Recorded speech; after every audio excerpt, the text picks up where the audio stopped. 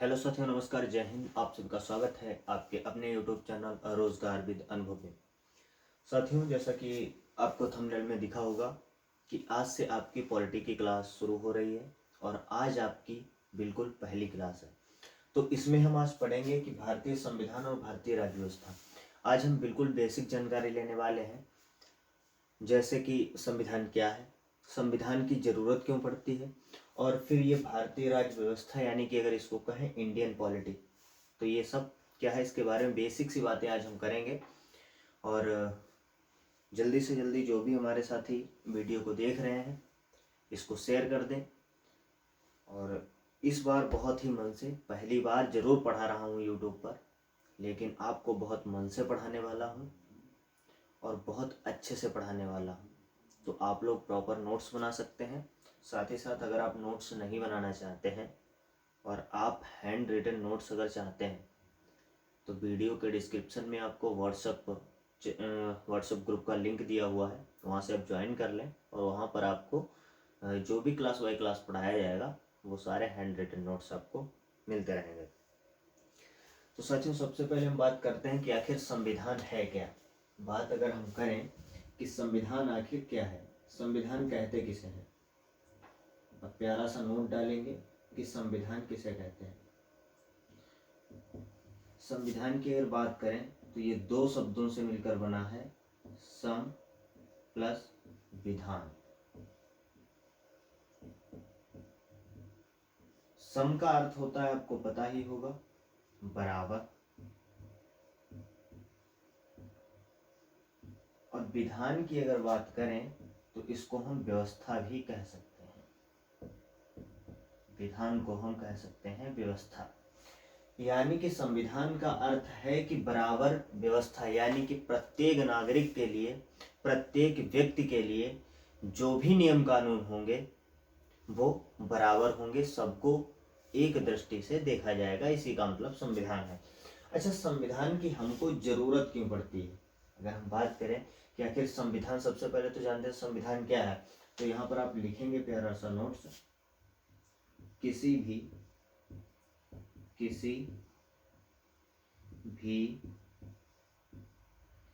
देश के शासन को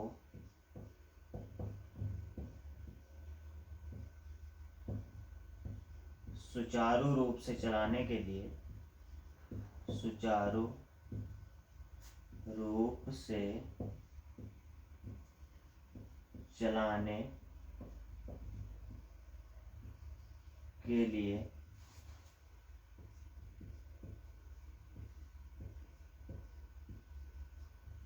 नियमों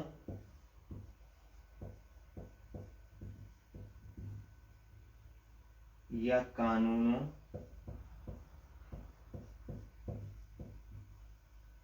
के संग्रह को ही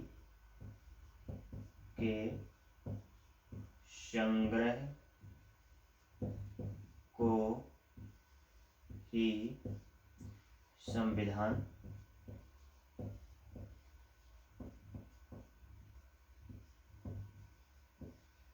कहते हैं। यानी कि संविधान की आवश्यकता क्यों है? संविधान की आवश्यकता इसलिए है कि किसी भी राष्ट्र को सुचारू रूप से चलाने के लिए क्या आवश्यक है? नियम और कानून। तो उन कानूनों के संग्रह को ही हम संविधान कहते हैं। फिर दूसरी बात आती है राज्य व्यवस्था, यानी कि राज्य व्यवस्था किसे कहते हैं? राज्य व्यवस्था, प्यारा सा नोट्स डालेंगे कि आखिर राज्य व्यवस्था किसे कहते हैं। देखिए, हम आपको बिल्कुल बैकग्राउंड में लेकर के चलेंगे, आपको छोटी छोटी चीजें हम समझाने वाले हैं, जिससे कि आपको ये जो पॉलिटी सब्जेक्ट जो आपको बोरिंग लगता है, ये हुआ लगता है, इससे आपको निजात मिलेगा, आपको बहुत मजा आने वाला है। तो आपसे हम इतना कहेंगे कि आप 3-4 क्लासेस लेकर के देखिए, आपको बहुत मजा भी आएगा और आपके बहुत अच्छे से समझ में आएगा। और जब चीजें हमारे समझ में आने लगती हैं तो फिर उनको रटना कम पड़ता है। तो इसी हिसाब से मेरी कोशिश यही रहेगी कि आपको डायरेक्ट एकदम से हम समझा पाएं, और जब चीज़ें आपको हिट करेंगी, आपके माइंड में हिट करेंगी, तो आपको रटने की आवश्यकता कम पड़ेगी। अब देखिए, हम जानते हैं कि आखिर राज्य व्यवस्था क्या है। हमने आपको बताया संविधान। संविधान क्या है कि किसी देश के शासन को सुचारू रूप से चलाने के लिए नियमों या कानूनों के संग्रह को ही संविधान कहते हैं। अब राज्य व्यवस्था क्या है? राज्य व्यवस्था है कि संविधान को व्यवहार में लाना ही राज्य व्यवस्था है। क्या लिखेंगे? संविधान को व्यवहार में लाना ही, व्यवहार में लाना ही राज्य व्यवस्था है। राज्य व्यवस्था है। देखिए साथियों, अगर आप नोट्स बनाना चाहते हैं तो बना लीजिए, क्योंकि हम हमेशा ये एडवाइस देते हैं कि नोट्स हमेशा अपने हाथों से लिखे होने चाहिए, जिससे आपके माइंड में एक तो आपका रिवीजन होता है, और दूसरा आपका खुद का लिखा हुआ आपके माइंड में जल्दी जाता है। ये एक साइंटिफिक फैक्ट है। बाद बाकी अगर आप नहीं बनाना चाहते हैं तो आपको बाकायदा हैंड रिटन नोट्स, आपको बताया कि वीडियो के डिस्क्रिप्शन में व्हाट्सएप ग्रुप का लिंक है, उसमें ज्वाइन कर लें। वहाँ पर आपको प्रोवाइड हो जाएंगे, जितना भी क्लास में पढ़ाया जाएगा वो सारा कुछ आपको पीडीएफ रूप में वहाँ पे प्रोवाइड हो जाएगा। तो हमने बात की राज्य व्यवस्था, संविधान को व्यवहार में। अब यहाँ पर ये एक संग्रह तो है, हमने क्या बताया, कानूनों का संग्रह। ये संग्रह तो हो गया, लेकिन अब इन कानूनों को लागू कौन कराएगा? भाई हमने नियम तो बना दिए, लेकिन नियम को लागू करने के लिए भी तो हमें आवश्यकता पड़ेगी। तो उन कानूनों को, यानी कि संविधान को लागू कौन करता है? वो राज्य व्यवस्था लागू करती है। अब राज्य व्यवस्था के 3 प्रमुख अंग होते हैं। कौन से 3 प्रमुख अंग होते हैं? पहला तो आपकी हो गई संसद। संसद, अब आप लोग बताएंगे कि आखिर संसद का क्या कार्य होता है। हमारे यहाँ भारत में संसद का क्या कार्य है, ये आप कमेंट करके बताइए।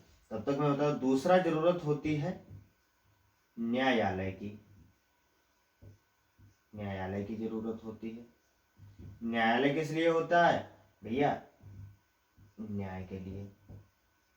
और आप बताएंगे कि संसद का कार्य क्या है?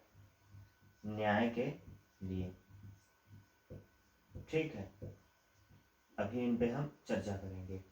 और तीसरी अगर हम बात करें, गैर संवैधानिक संस्थाएं। गैर संवैधानिक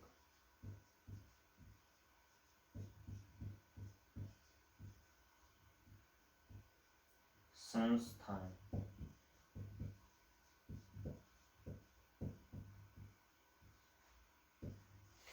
ठीक है साथियों, हमारे यहाँ संसद कार्य करती है कानून बनाने का। कानून बनाने का।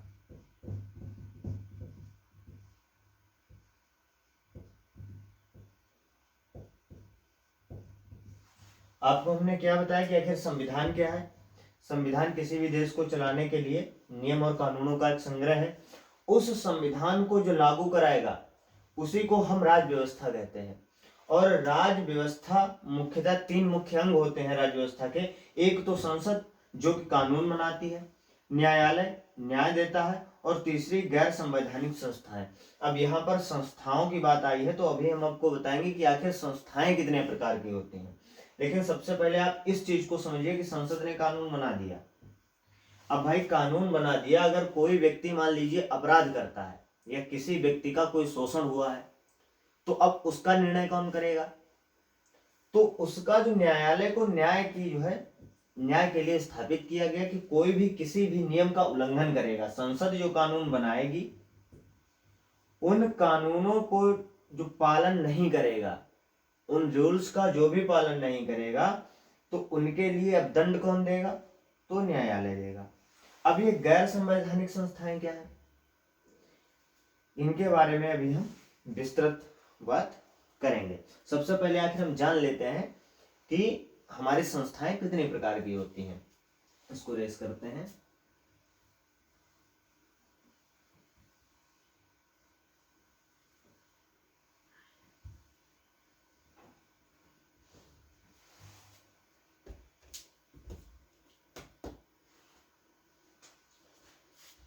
अब यहाँ पर एक प्यारा सा नोट्स डालेंगे, संस्थाएं। हम जानते हैं कि आखिर संस्थाएं कितने प्रकार की होती हैं। संस्थाएं, देखिए सबसे पहले तो आपकी होती हैं संवैधानिक संस्थाएं। संवैधानिक। दूसरी हमारी होती हैं असंवैधानिक।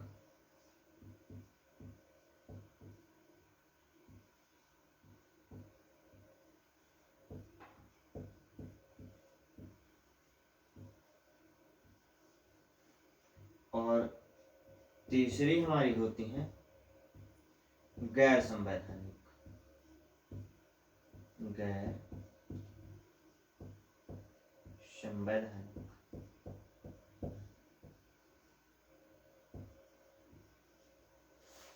अब यहां पर हम धीरे धीरे जानेंगे बारी बारी से कि जो संवैधानिक संस्थाएं होती हैं, यहां पर लिखेंगे जिनका संविधान में उल्लेख हो।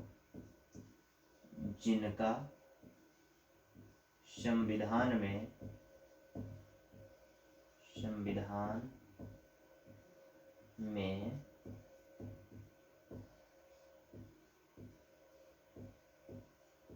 उल्लेख हो। ये तो हो गई हमारी संवैधानिक संस्थाएं। दूसरी हो गई असंवैधानिक।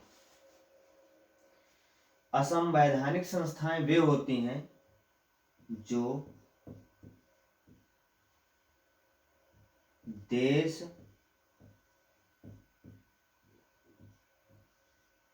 विरोधी गतिविधियां करती हैं। देश विरोधी गतिविधियां, ठीक है।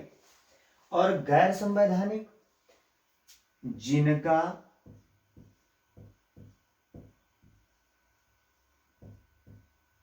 संविधान में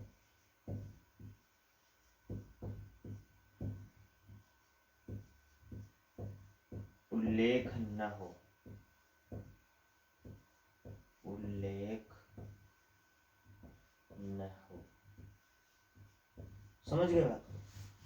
यानी कि एक तो हमारी होती हैं संवैधानिक संस्थाएं, दूसरी होती हैं असंवैधानिक संस्थाएं, और तीसरी हमारी हो गई गैर संवैधानिक संस्थाएं।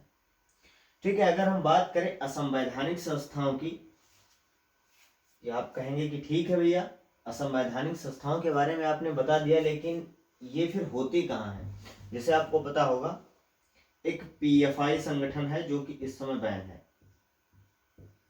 पीएफआई संगठन ये असंवैधानिक हो गया, ठीक है। उसके बाद में हम कह सकते हैं आतंकवादी संगठन।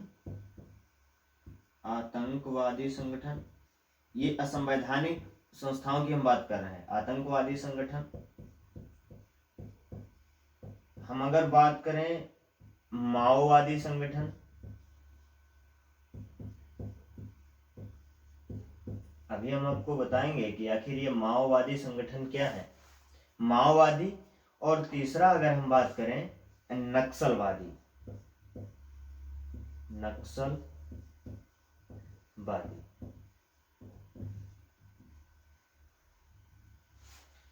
हम अगर बात करें माओवादी की, तो इसका जो जन्म हुआ, नोट करेंगे, माओवाद का जो जन्म हुआ वो हुआ चीन में। अब ऐसा क्यों हुआ? असल में आपको पता होगा कि चीन में एक ऐसा सिस्टम है कि वहां सरकार अगर आपसे 10 घंटे काम कराती है तो अगर इच्छा है तो वो आपको उसका वेतन देगी, और अगर उसकी इच्छा नहीं है तो वो आपको वेतन नहीं देगी। आपके कार्य करने की क्षमता 4 घंटे है, लेकिन सरकार अगर चाहे तो जबरदस्ती आपसे 4 की बजाय 8 घंटे काम लेगी। ये चाइना में होता है। तो हम माओ नाम का एक व्यक्ति था, उसी के विचारधारा पर आधारित ये संगठन बने माओवादी। इसका जन्म चीन में हुआ। क्यों हुआ? इनकी विचारधारा ये थी कि हम जो भी गरीब लोग हैं या आम जनता के लिए इन्होंने कहा कि हम जो भी निम्न वर्ग के लोग हैं, हम लोग अगर हथियार उठा लें, अगर हम हथियार उठा लेंगे तो हम अपने हक ले पाएंगे। यानी कि इनका विचारधारा ये थी कि अगर हमको अपना हक पाना है तो हमको सरकार के विरुद्ध हथियार उठाने होंगे। तो इसका जन्म जो हुआ वो चाइना में हुआ।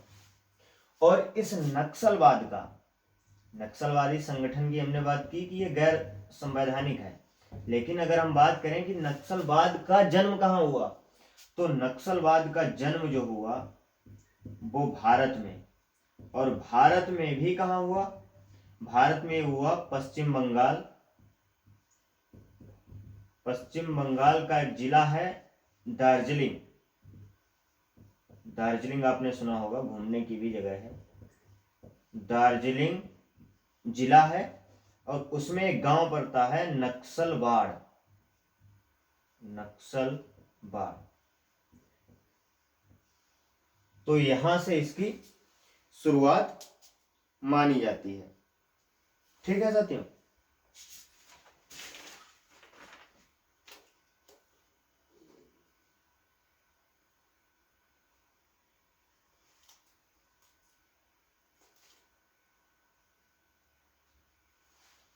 इतना नोट कर लिए, समझ में आया कि संवैधानिक संस्थाएं जिनका संविधान में उल्लेख हो, गैर संवैधानिक जिनका संविधान में उल्लेख न हो, और असंवैधानिक संस्थान में बता दिए, जैसे आतंकवादी संगठन हो गए, माओवादी संगठन हो गए, नक्सलवादी संगठन हो गए। अब इसको हम रेस करते हैं और आगे बढ़ते हैं।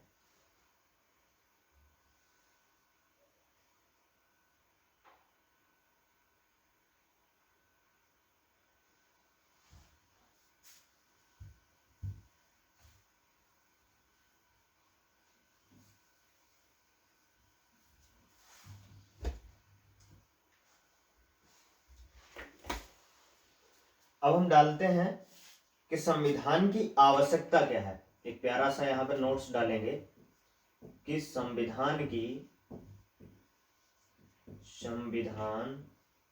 की आवश्यकता क्या है।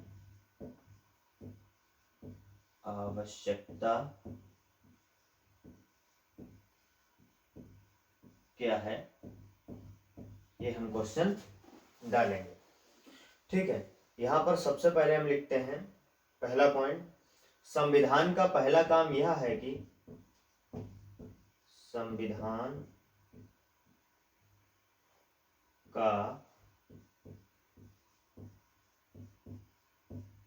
पहला काम यह है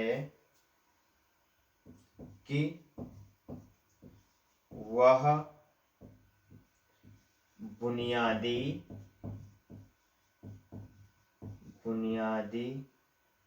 नियमों का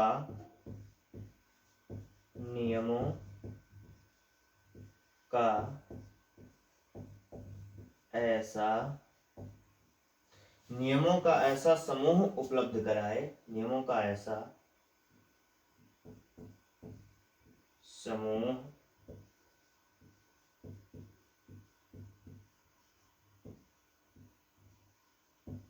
उपलब्ध कराए जिससे समाज में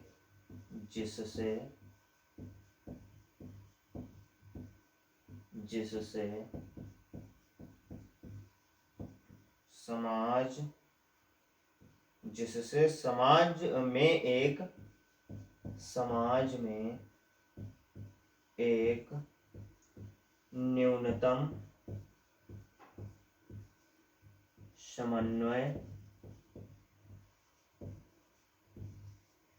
समन्वय और विश्वास बना रहे, और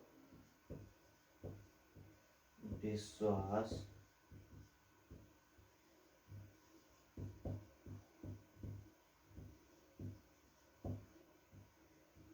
बना रहे। आगे नोट करेंगे, संविधान का दूसरा काम यह है कि संविधान का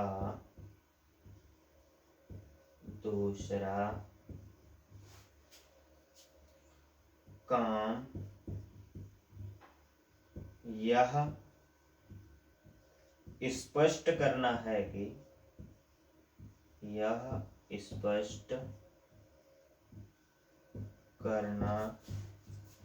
है कि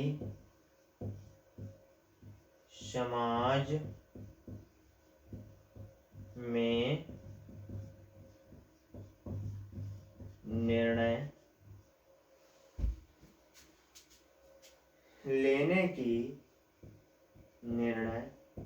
लेने की शक्ति किसके पास होगी?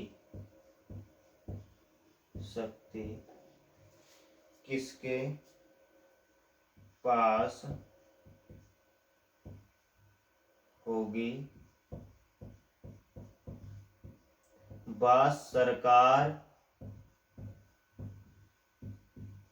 का गठन कैसे होगा?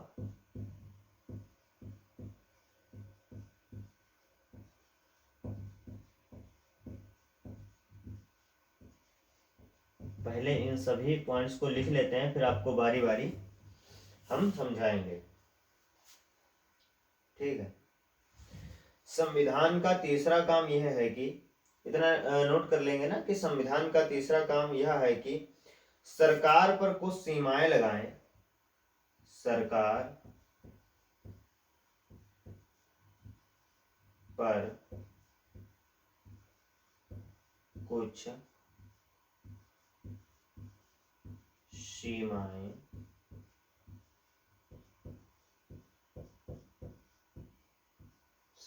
पर कुछ सीमाएं लगाएं कि वह उनका उल्लंघन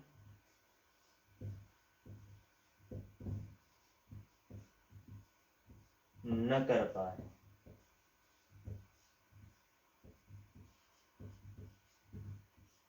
ठीक है।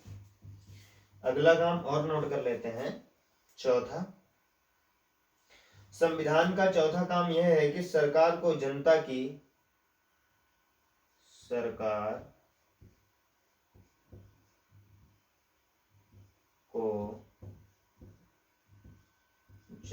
की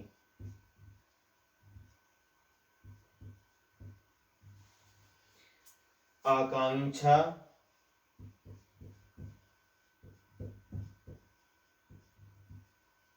पूरी करने की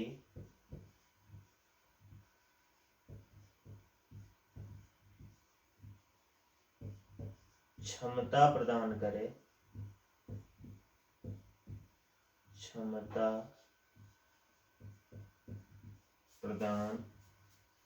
करे,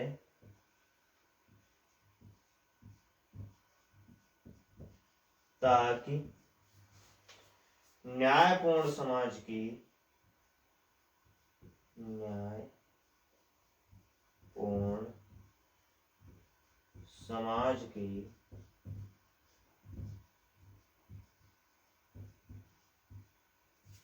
स्थापना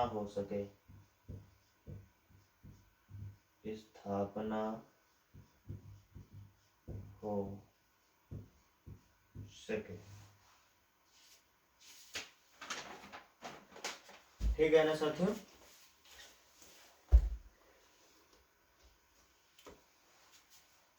हमने आपको क्या बताया कि आखिर संविधान की आवश्यकता क्या है। तो सबसे पहले हमने पॉइंट आपको ये लिखा है कि संविधान का पहला काम यह है कि वह बुनियादी नियमों का ऐसा समूह उपलब्ध कराए जिससे समाज में एक न्यूनतम समन्वय और विश्वास बना रहे। यानी कि संविधान ऐसा होना चाहिए कि वो कुछ ऐसे नियम बनाए, कुछ ऐसे कानून बनाए कि जिसमें चाहे अमीर हो चाहे गरीब हो, उन सबका उस कानून पर, उस कानून के संग्रह पर, या यूं कहें कि उस संविधान पर विश्वास हो सके।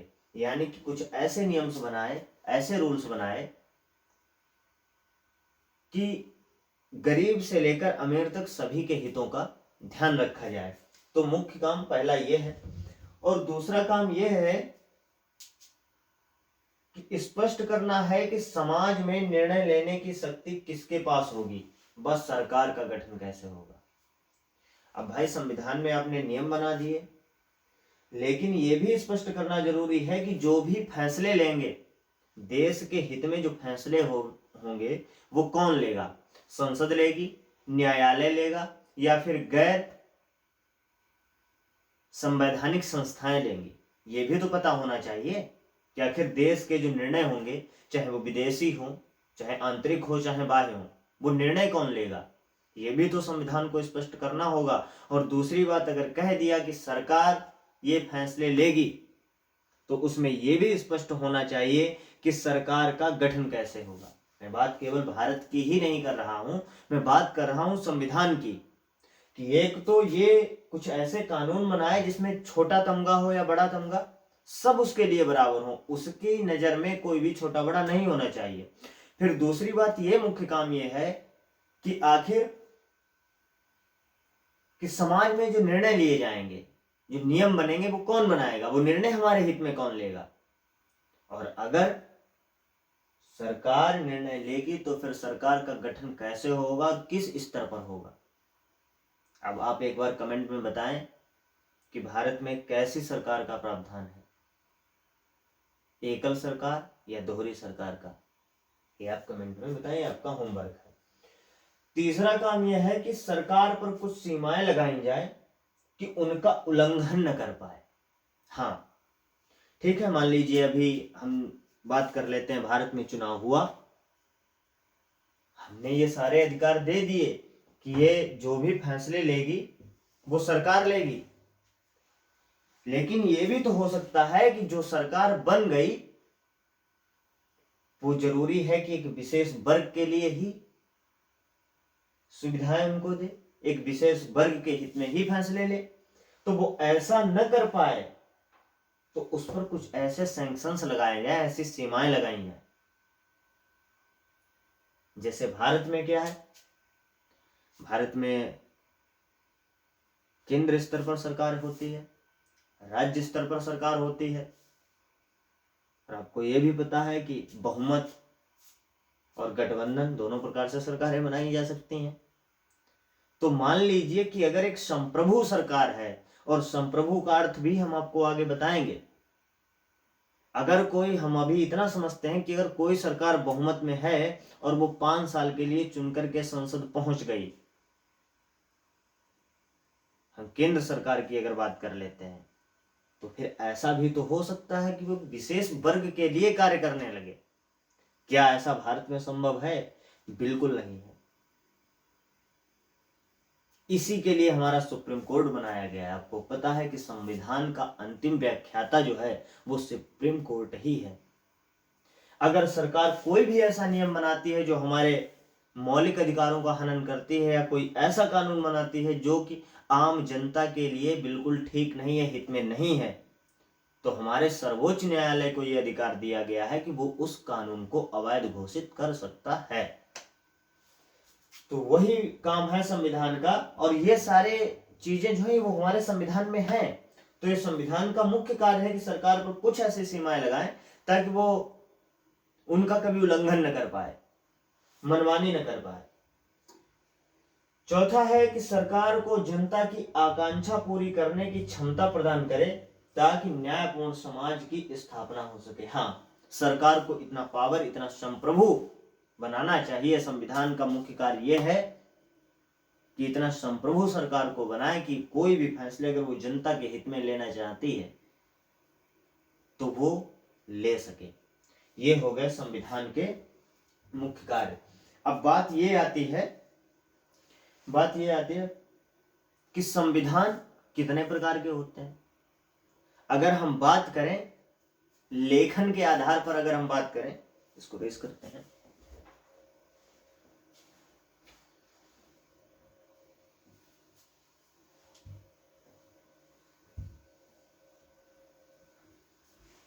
अगर हम बात करते हैं संविधान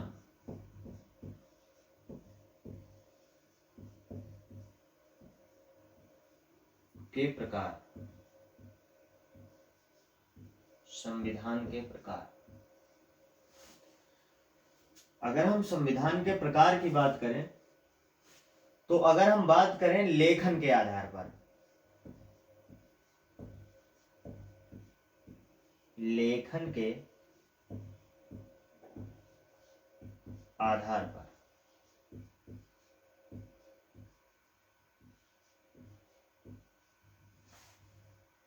बस एक छोटा सा पॉइंट आप डाल लेंगे और उसके बाद में आपको इस पर विस्तृत कल आपको चर्चा करेंगे। लेकिन यहाँ पे इतना नोट कर लेते हैं कि लेखन के आधार पर जो संविधान होते हैं वो एक तो होते हैं लिखित संविधान, लिखित संविधान,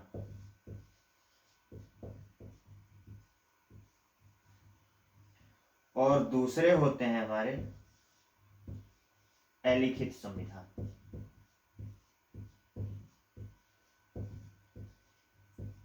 अलिखित संविधान। लिखित संविधान सीधा सा मतलब ये है कि जो लिखा गया हो, और दूसरा है अलिखित संविधान। लेकिन आप इस बात पर विचार करिए कि क्या यह संभव है कि अलिखित संविधान अलिखित ही होता है? क्या वो लिखित होता ही नहीं है? आप इस पर एक बार विचार करिए तो हम आपको बताएं कि लिखित संविधान जो है ये पूरा जो होता है पूरा लिखित होता है, ठीक है। और अलिखित संविधान है, इसका ज्यादातर भाग जो है, ज्यादातर भाग अलिखित होता है, अलिखित होता है। अब इसका क्या मतलब है कि ज्यादातर भाग अलिखित होता है? होता यह है कि एक तो लिखित संविधान की एक और भी पहचान है कि लिखित संविधान जो ये होता है ये इसके लागू होने की तिथि होती है।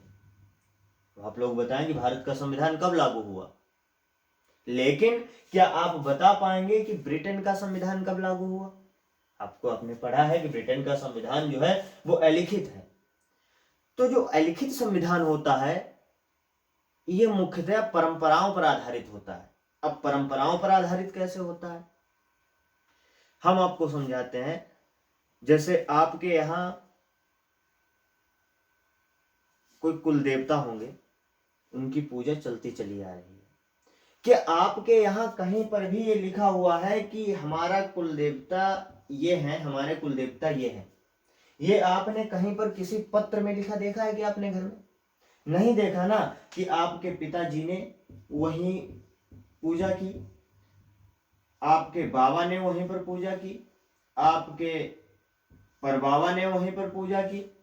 तो क्या हुआ, ये हमारी पीढ़ी दर पीढ़ी ये परंपरा चलती आई कि हम अपने हमारे जो कुल देवता हैं वो ये है।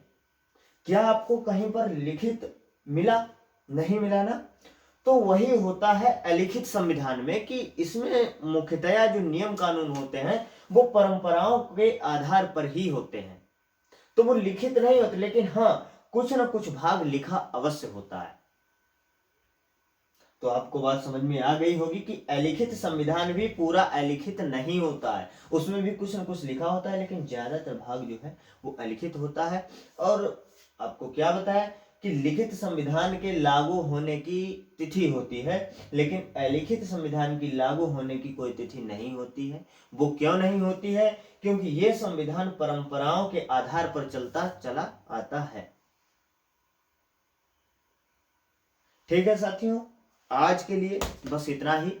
कल फिर से इसी के आगे से यहीं से शुरुआत करेंगे और इसके बारे में विस्तृत जानकारी देंगे कि आखिर विश्व में सबसे पहला लिखित संविधान कब हुआ, इसका सबसे पहले विचार किसने दिया।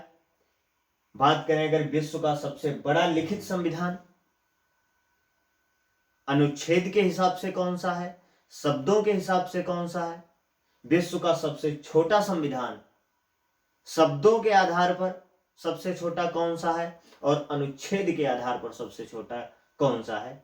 इन सब तथ्यों पर और इससे भी आगे हम लोग कल बात करेंगे। तब तक के लिए सभी साथियों को जय हिंद, जय मां सरस्वती।